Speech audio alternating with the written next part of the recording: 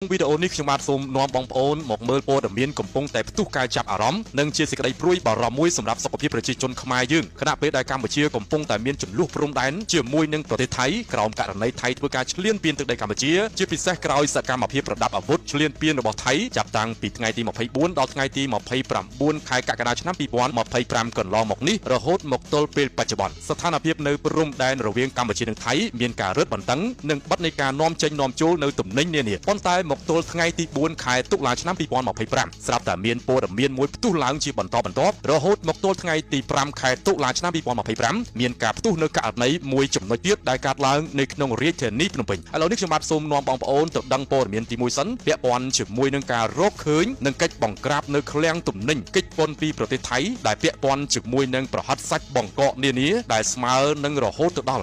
76តោនឯណោះដែលជាចំនួនដ៏ច្រើនបំផុតដែលអាចបំផ្លាញសុខភាពទៅលើប្រជាជនកម្ពុជាទាំងស្រុងតែម្ដងដូច្នេះវាគឺជាបញ្ហាក្តៅដែលបងប្អូនតាមដានជាមួយខ្ញុំត្រូវតែយកចិត្តទុកដាក់ឲ្យដល់ទីបញ្ចប់ផងដែរខ្ញុំសូមដកស្រង់សារព័ត៌មានផ្លូវការមួយរបស់កម្ពុជាដែលមានឈ្មោះថា W ឬក៏ព័ត៌មានដើមអំពិលគាត់បានចុះផ្សាយនៅព្រឹកថ្ងៃទី5ខែតុលាឆ្នាំ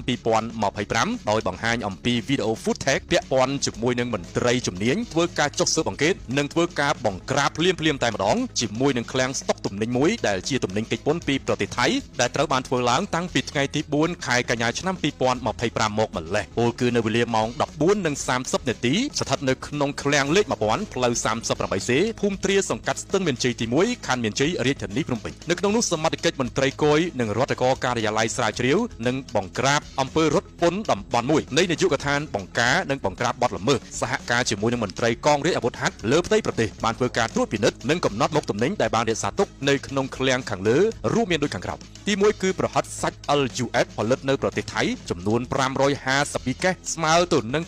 5.520 គីឡូក្រាមដែលមានកាលបរិច្ឆេទផុតកំណត់នៅថ្ងៃទី27ខែ7ឆ្នាំ2021ទី2គឺប្រហិតដង្កៀបក្តាម Logo F ផលិតនៅប្រទេសថៃចំនួន224កេសស្មើនឹង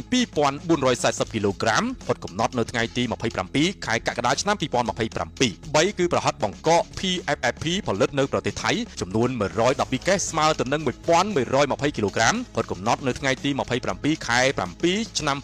2007ទី4គឺប្រហិតបង្គា PFP ផលិតនៅប្រទេសថៃចំនួន618កេសស្មើទៅនឹង